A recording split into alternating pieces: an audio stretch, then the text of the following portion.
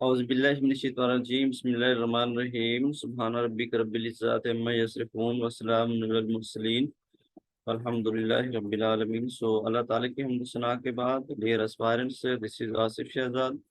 So today our 29th lecture for the preparation of lecturer education and headmaster and administrators. So dear aspirants, यानी कि हमने जो हमारा second chapter है वो हमने स्टार्ट किया हुआ है, जिसमें यानी कि हमने सबसे पहले जो असेसमेंट के बेसिक कंसेप्ट हैं उनको देखा है, फिर असेसमेंट के अप्रोचेस को देखा है, फिर उसके बाद हमने जो पोर्टफोलियो है, पोर्टफोलियो के जो टाइप्स हैं उसको देखा है। कल से हमारा जो टॉपिक ऑफ डिस्कशन है वो है test, what is test and types of test. Basically जो टेस्ट होता है उसकी दो टाइप्स होती हैं, एक टेस्ट बाय मेथड होता है, एक टेस्ट बाय पर्पस होता है। टेस्ट बाय पर्पस जो है वो हम पहले जो है ना कल कर चुके हैं, वो हमने कल देखा है उसको, और आज हमने जो करना है वो हमारा टेस्ट बाय मेथड है। ठीक है, हम जो टेस्ट बाय पर्पस है उसको भी हम थोड़ा देख लेते हैं, ताकि जो स्टूडेंट नहीं आए थे उनकी रिवीजन हो जाए, तो हम थोड़ा सा उसको देख लेते हैं।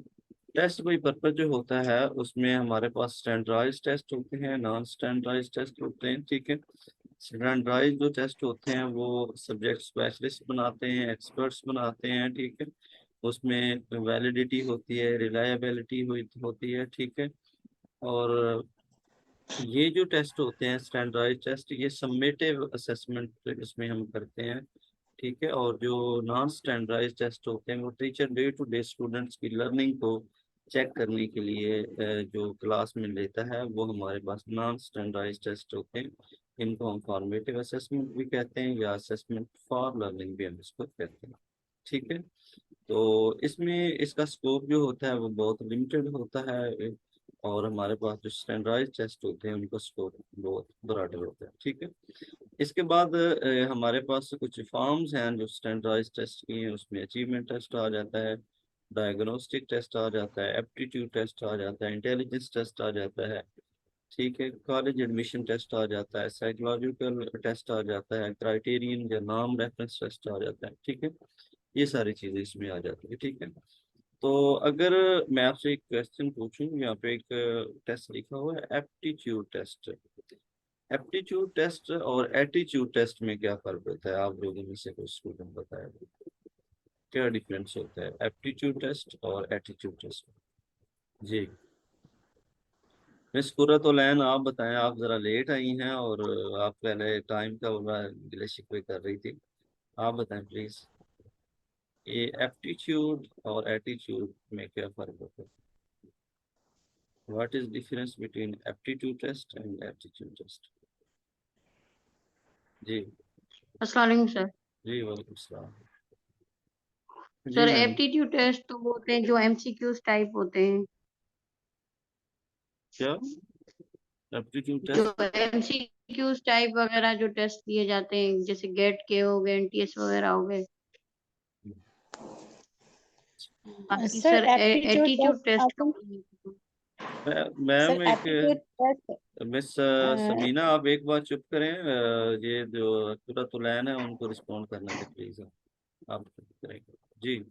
सर एप्टीट्यूड टेस्ट जो मैंने जैसे कहा कि जैसे कोई एमसीक्यूज टाइप या क्वेश्चनर टाइप, या सर जैसे एग्जाम्स होते हैं तो जैसे गेट हो गए, एनटीएस टेस्ट वगैरह हो गए, या फेडरल के टेस्ट हो गए, तो इस तरह के होंगे। बाकी सर एटीट्यूड टेस्ट का मुझे थोड़ा शायद सब्जेक्टिव टाइप होगा सर, उसका थोड़ा मुझे अंदाजा नहीं। अच्छा मैम, आप जब क्लास में रिस्पॉन्ड करती हैं पहले, यानी कि आपको इस क्वेश्चन के बारे में कोई पढ़ा होता है, कोई आइडिया होता है, या फिर ऐसे तुक्के मारती हैं आप? सर अपने सब्जेक्ट लेवल के हिसाब से जो पढ़ा हुआ होता है वो तो हम उसी हिसाब से पढ़ाते हैं। नहीं, ये जो आपने डेफिनेशन बताई है एप्टीट्यूड टेस्ट की या एप्टीट्यूड टेस्ट के बारे में कुछ बताया है आपने, ये चीजें तो बिल्कुल भी नहीं है हमारे कोर्स में, किसी किताब में भी नहीं है जो डेफिनेशन आप बता रही हैं।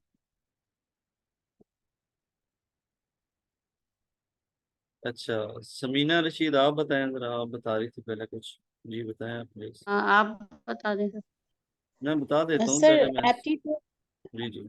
सर मुझे एप्टीट्यूड तो बस जितना पता था।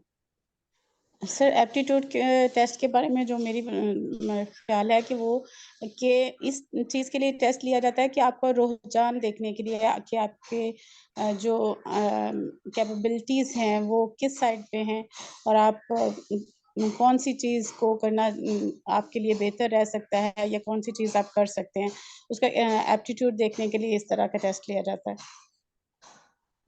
तो एटीट्यूड, सर उसका नहीं आइडिया है कि एटीट्यूड क्या है। मिस आमना आप बताएं जरा प्लीज, ये what is difference between aptitude test and attitude test? Sir aptitude ये जो अभी सिस्टर ने बताया ना, सारा एटीट्यूड की डेफिनेशन थी, और एप्टीट्यूड जो पर्सनालिटी को। आपकी आवाज बहुत कट रही है। So no voice is there, sir. जी सर, अली नवाज आप बताएं, आप भी रोशनी डालें जरा इस क्वेश्चन पे। हेलो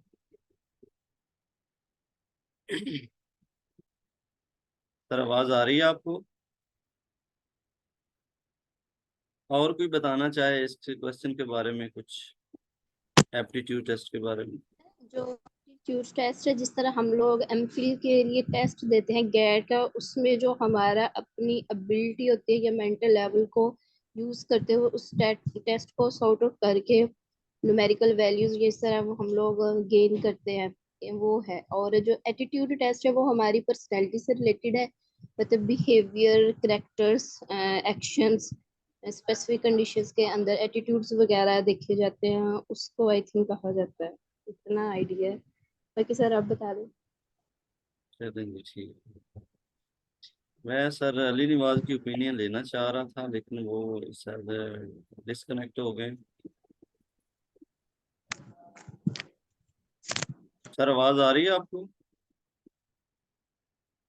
अच्छा चलिए ठीक है, मैं आपको बता देता हूँ। ये हमारे पास ये दो टेस्ट होते हैं, एक एप्टीट्यूड टेस्ट होता है और एक एटीट्यूड टेस्ट होता है। और जो एप्टीट्यूड टेस्ट होता है इसमें हम पर्सनैलिटी को भी जज करते हैं और इसमें फ्यूचर प्रेडिक्शन की जाती है। ये चीज़ आपने माइंड में रखना है। बार बार ये एमसीक्यूज आ चुका है पीपीएससी के प्रीवियस एग्जाम में कि कौन सा टेस्ट होता है जो किसी भी स्टूडेंट की जो फ्यूचर प्रेडिक्शन करता है, ठीक है, या किस टेस्ट की मदद से हम स्टूडेंट की जो फ्यूचर प्रेडिक्शन है वो हम कर सकते हैं। ये क्वेश्चन 2-3 बार या इससे भी ज्यादा बार पूछा गया है ये, ठीक है। तो ये हमारा एप्टीट्यूड टेस्ट होता है, ठीक है। इसमें हम स्टूडेंट के बारे में एक परसेप्शन बना लेते हैं कि हमारा, हम समटाइम घर पे नहीं कहते अपने बच्चे को कि मेरा बच्चा जो है वो बड़ा होकर पायलट बनेगा, डॉक्टर बनेगा, इंजीनियर बनेगा, फलां बनेगा, ठीक है। तो ये हमारे पास एक प्रिडिक्शन होती है। एप्टीट्यूड टेस्ट जो होता है उसमें हम प्रिडिक्ट कर रहे होते हैं पर्सनैलिटी के बारे में कि आने वाले टाइम पे आया कि ये जो स्टूडेंट है इस लेवल पे, इस यानी कि क्लास में सरवाइव कर सकता है या नहीं कर सकता। इसमें जो पोटेंशियल एबिलिटी होती है स्टूडेंट की उसको जज किया जाता है, ठीक है। फॉर एग्जांपल आपसे ये पीपीएससी ने कोई लेक्चरर एजुकेशन का या एडमिनिस्टर या हेडमास्टर का टेस्ट लिया है, तो ये एक तरह का एप्टीट्यूड टेस्ट होता है, क्योंकि इससे वो क्या करते हैं, आपकी जो स्पीकिंग स्किल है, लिसनिंग स्किल है, जो कम्युनिकेशन स्किल है, जो way of delivery of the content है, वो चीज़ें सारी देखते हैं। और वो ये देखते हैं कि आया कि ये जिस बंदे को हम सिलेक्ट करने जा रहे हैं, आया कि ये आने वाले टाइम में जो है ना वो फ्यूचर में एक अच्छा लेक्चरर, एक अच्छा हेडमास्टर या एडमिनिस्ट्रेटर जो है ना वो प्रूफ हो सकता है या नहीं हो सकता। तो ये सारे टेस्ट जो होते हैं ये एप्टीट्यूड टेस्ट होते हैं, ठीक है। जो एटीट्यूड टेस्ट होता है उसमें आपका बिहेवियर जो है उसको देखा जाता है, ठीक है। आपके जो यानी कि सोसाइटी में, आप जिस सोसाइटी में रह रहे हैं उसमें आप कैसे जो है ना वो सरवाइव करते हैं, या फिर कैसे आप मूव करते हैं, या फिर लोगों के साथ आपका बिहेव कैसा है, ठीक है। कोई डिफिकल्ट सिचुएशन अगर आपको दी जाती है तो आप कैसे उसमें सरवाइव करते हैं, ठीक है। ये सारी चीजें जो है ना वो एटीट्यूड टेस्ट में आ जाती है, ठीक है। ये हमारे पास बहुत इंपॉर्टेंट क्वेश्चन मैंने एमसीक्यू हाईलाइट किया हुआ है। Both terms criterion reference test and norm reference test were originally coined by Robert Glacier in 1963. यानी ये जो नाम रेफरेंस टेस्ट है और क्राइटेरियन रेफरेंस टेस्ट है, इन दोनों की जो टर्म थी, ये फर्स्ट ऑफ ऑल जो है, ये रॉबर्ट जो ग्लेशियर है उन्होंने 1963 में इनको डेवलप किया था, इंट्रोड्यूस करवाया था इन्होंने, ठीक है। नाम रेफरेंस टेस्ट के हवाले से मैंने कल आपको एक बिल्कुल बेसिक जो है वो कंसेप्ट बताया था। किसी स्टूडेंट को उसके बारे में कोई आइडिया है कल जिसने क्लास ली हो? सर ये अमंग ग्रुप्स होता है, ये इंडिविजुअल नहीं होता, ये ग्रुप टू ग्रुप असेसमेंट होती है। क्या बोला? सॉरी, आपकी आवाज बहुत स्लो आ रही है। सर ये असेसमेंट ग्रुप्स में होती है, ये इंडिविजुअली नहीं नाम होती ये रेफरेंस ग्रुप। की, ये नाम रेफरेंस की तो ऐसा मेरे ख्याल में नहीं होता। आप उल्ट तो नहीं बता रहे? इसमें सेम एज के जो इंडिविजुअल्स होते हैं, किसी एक की किसी दूसरे के साथ जो परफॉर्मेंस होते हैं उसको हम लोग कंपेयर करके चेकआउट कर रहे होते हैं कि आया कि इनकी ओवरऑल परफॉर्मेंस कैसी रही है क्लास में। ठीक है। अच्छा, तो क्राइटेरियन रेफरेंस टेस्ट क्या होता है? सर क्राइटेरियन ग्रुप की असेसमेंट होती है, वो इंडिविजुअल नहीं होती। हाँ जी, उसमें हम एक ग्रुप की दूसरे ग्रुप के साथ क्या करते हैं, कंपेयर करते हैं। मैंने आपको बताया था कि ये जो नाम रेफरेंस टेस्ट होता है, ठीक है, इसमें हम एक इंडिविजुअल का दूसरे इंडिविजुअल के साथ कंपेयर करते हैं, ठीक है, और उसकी परफॉर्मेंस का, उसकी प्रोग्रेस का कंपेयर करते हैं, ठीक है। और जो क्राइटेरियन रेफरेंस टेस्ट होता है उसमें हम एक ग्रुप का दूसरे ग्रुप के साथ क्या करते हैं, कंपेयर करते हैं, ठीक है। ये चीजें मैंने आपको बताई थी। चलें, उसके बाद हम नेक्स्ट मूव करते हैं। हमारा जो मेन टॉपिक ऑफ डिस्कशन है वो टेस्ट बाय मेथड है। मेथड के अकॉर्डिंग जो है वो भी टेस्ट की दो टाइप्स हैं हमारे पास, subjective test and objective test. तो जो सब्जेक्टिव टेस्ट है इसका मैं आपको थोड़ा सा ओवरव्यू बता देता हूँ। सब्जेक्टिव टेस्ट में ये होता है कि स्टूडेंट की जो पोटेंशियल एबिलिटी है, जो उनकी क्रिटिकल थिंकिंग है, उनकी जो क्रिएटिविटी है, उनको जज करने के लिए जितने भी टेस्ट लिए जाते हैं, वो टेस्ट सारे के सारे जो होते हैं वो सब्जेक्टिव टेस्ट होते हैं। मैंने आपको बताया था कि हमारे पास ये जितने भी कम्पिटिटिव एग्जाम के हवाले से CSS हो गया, PMS हो गया, इसमें जितने एसेज या प्रेसेज वगैरह या इस तरह की चीज़ें जो आपसे पूछी जाती हैं, जिससे आपके अंदर एक क्रिएटिविटी पैदा होती है, प्रोडक्टिविटी पैदा होती है, ये सारे टेस्ट हमारे सब्जेक्टिव होते हैं, ठीक है। इसमें ये होता है कि स्टूडेंट डिफरेंट एंगल से जो होते हैं आपको रिस्पॉन्ड कर रहे होते हैं, आंसर कर रहे होते हैं, ठीक है। और इसमें कहीं ना कहीं सब्जेक्टिविटी का एलिमेंट मौजूद होता है, यानी कि आप 100% जो है इसकी मेजरमेंट नहीं कर सकते, ये इतना ज़्यादा इसका रिजल्ट जो है वो रिलायबल नहीं होता, ठीक है। इसके साथ हमारे पास जो है ना वो ऑब्जेक्टिव टेस्ट आ जाता है। ऑब्जेक्टिव में जो यानी कि ऑब्जेक्टिविटी पाई जाती है, इसमें रिलायबिलिटी पाई जाती है, ठीक है, इसमें वैलिडिटी होती है। क्योंकि ऑब्जेक्टिव में जस्ट आपने सिलेक्शन करनी होती है, आपको डिफरेंट ऑप्शन जो है ना वो प्रोवाइड किए जाते हैं, दिए जाते हैं। आप उन ऑप्शंस में से एक जो ऑप्शन होता है उसको आपने चूज करना होता है, सेलेक्ट करना होता है। इसमें आपकी जो थिंकिंग होती है वो कन्वर्जेंट होती है, आपकी डाइवर्जेंट थिंकिंग नहीं होती। अच्छा, आप लोगों में से कोई स्टूडेंट बता सकता है what is convergent and what is divergent thinking?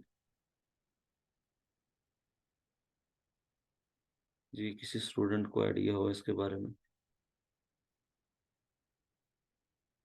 कोई बता सकता है? मैं सामना, आप बताएं जरा प्लीज, कन्वर्जेंट थिंकिंग क्या होता है या डाइवर्जेंट थिंकिंग क्या होता है?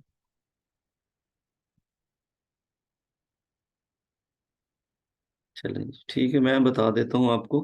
कन्वर्जेंट जो थिंकिंग होती है उसमें ये होता है कि आप एक ही चीज़ या एक ही एस्पेक्ट के बारे में आप अपनी ओपिनियन देते हैं, एक ही पहलू को आप डिस्कस करते हैं, एक ही आंसर आप जो है ना वो रिस्पॉन्ड करते हैं, ठीक है।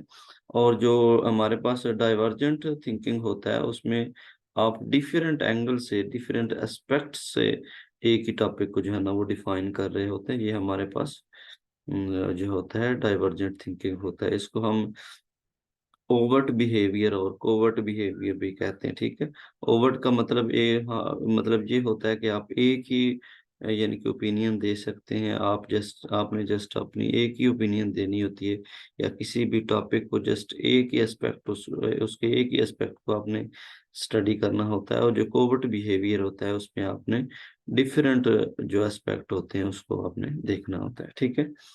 चलिए जी, हम इसकी स्टेटमेंट को पढ़ लेते हैं। It is an assessment where student are required to provide more than one correct answer, ठीक है।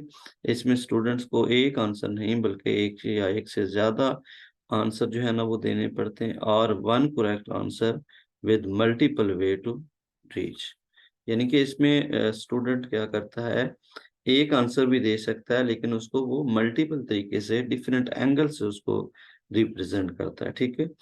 ये मेथड जो होता है ये डाइवर्जेंट होता है, difficult to score personal business of examiner. यानी कि ये जो मेथड ऑफ टीचिंग है, सॉरी ये जो टेस्ट है, इसमें क्या होता है कि जो यानी कि डिफिकल्ट होता है स्कोर करना। आपको पता है जब एक स्टूडेंट ऐसे लिख रहा होता है, फिर ऐसे ही लिख रहा होता है, तो उसमें जो मार्क्स होते हैं उसकी जो रिलायबिलिटी है, जो स्कोरिंग होती है वो कम होती है, क्योंकि कहीं ना कहीं पे इसमें सब्जेक्टिविटी का एलिमेंट पाया जाता है, ठीक है।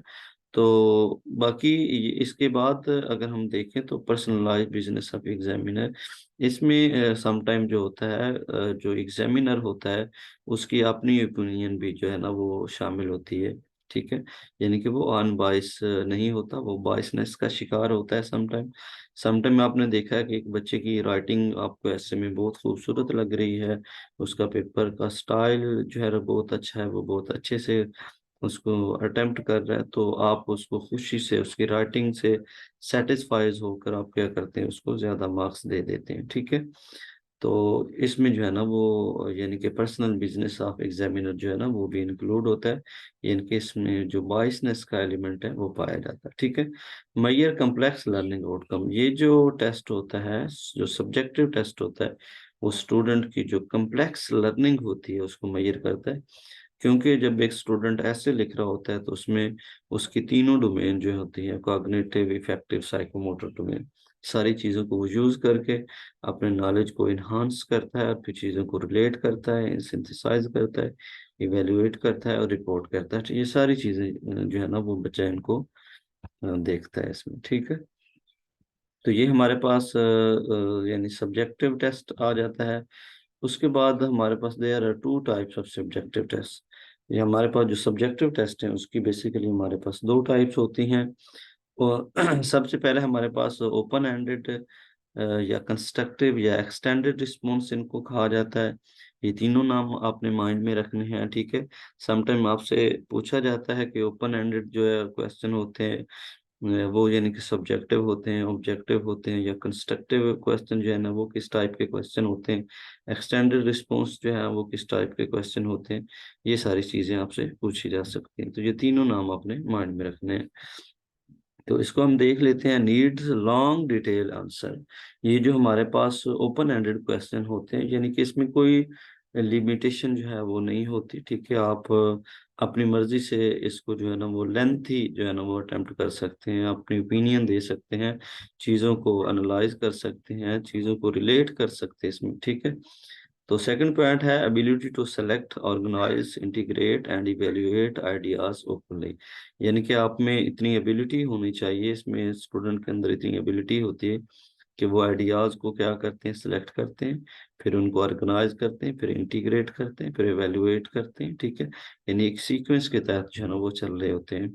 फॉर एग्जाम्पल आप ऐसे लिख रहे हैं तो आप क्या करते हैं, सबसे पहले आप ऐसे की आउटलाइन बनाते हैं, और हर जो आउटलाइन होती है उससे आप एक पैराग्राफ कंडक्ट करते हैं, पैराग्राफ बनाते हैं, और फर्स्ट जो पैराग्राफ होता है उसको आप सेकंड पैराग्राफ के साथ लिंक करते हैं, फिर सेकंड जो होता है उसको थर्ड के साथ, थर्ड को फोर्थ के साथ, ठीक है।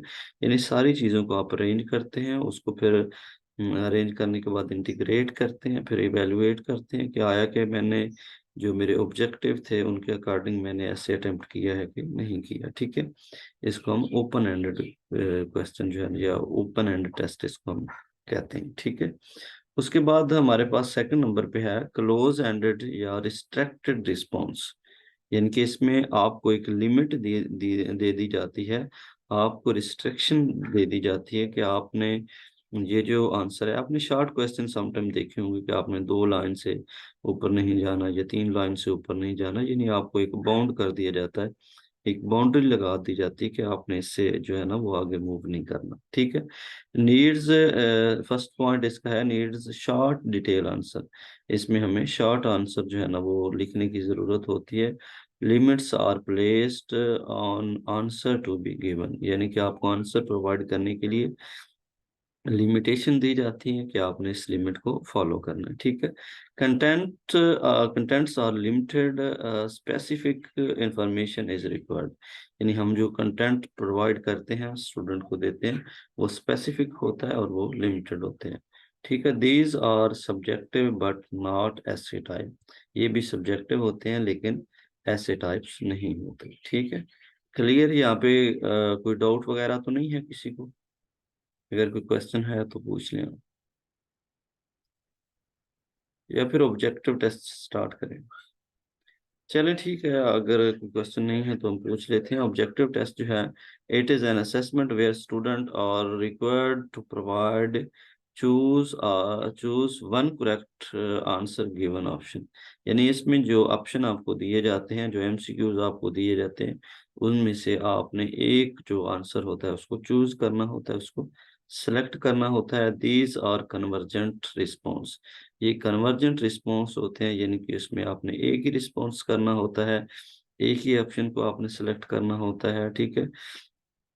It is easy to score, no biasness of examiner, यानी कि ये जो है ना स्कोर करने के लिए इजी होता है, क्योंकि आपने जस्ट एक ही ऑप्शन के ऊपर क्लिक करके आपने एक मार्क्स ले लेना होता है। और दूसरा ये है कि बाइसनेस ऑफ द एग्जामिनर जो है ना वो नहीं होती, यानी इसमें जो टीचर होता है वो अपनी मर्जी से आपके मार्क्स जो है ना वो कम या ज़्यादा नहीं कर सकता। ठीक है। एमसीक्यूज आर मोस्ट कॉमन, इनमें एमसीक्यूज बहुत ज़्यादा कॉमन है। ठीक है। Can not measure complex learning outcome, ये जो हमारे पास ऑब्जेक्टिव टेस्ट होते हैं, जो एमसीक्यूज होते हैं, ये स्टूडेंट के अंदर